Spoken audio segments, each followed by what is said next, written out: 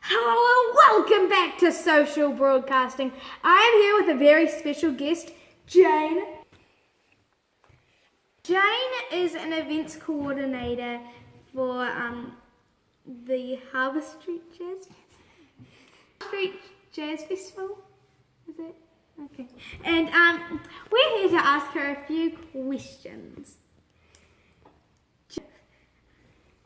What is your background? My background in music?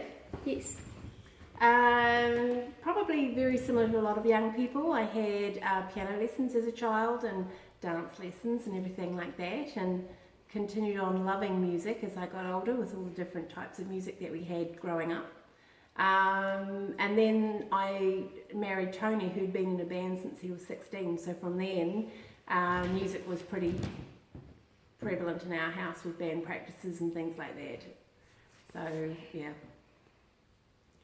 Thank you, Jane. Now, how long have you been learning music or interested in music? Well, I've been learning music since I was probably 10 when I was going to piano lessons, but learning all the time, just continuing on the piano and learning to sing now, which is really fun.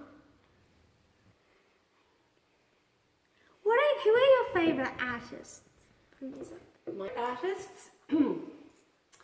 I have lots of favourite artists going right back to Petula Clark, a lot of the 70s, the 60s, you won't have heard of them.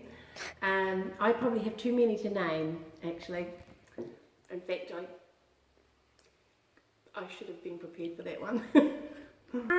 Can you tell us anything about the history of the Harbour Street Jazz and Blues Festival? Harbour Street Jazz and Blues Festival, I believe, has been going for about seven or 8 years now, and it's been I think there was a Jazz and Blues Festival 20 odd years ago, but it's been redone for this last 8 years, and this is going to be the big year where we actually acknowledge a lot of the people who have done work in the past.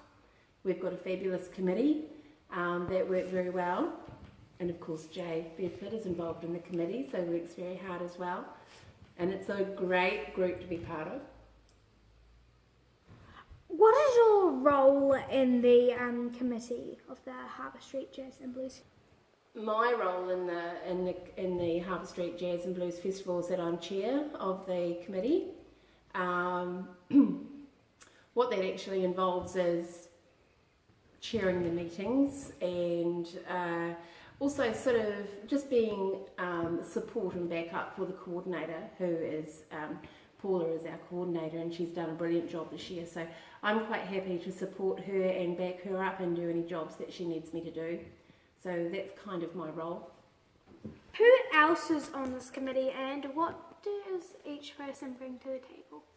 Well, of course we have a lovely lady called Lucienne, who is fabulous, very organised, and she often runs the meetings very efficiently, and also always gives us such a lot of information, which is fabulous.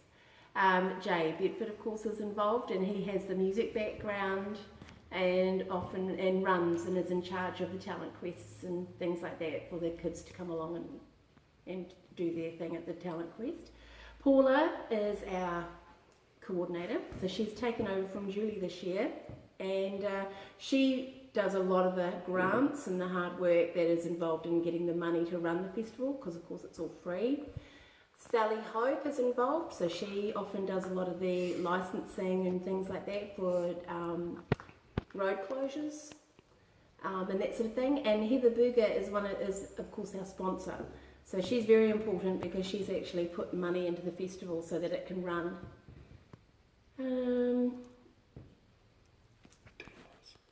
Dan Lewis is in it, and he's a recent member of the committee, and he's in it, and he's very good at the media and the advertising and that sort of thing, so he is able to speak on the radio and do interviews and things like that, which is awesome. Well, thank you, Jane, for coming on our show. We will see you next week on Social Broadcasting. Goodbye and good night.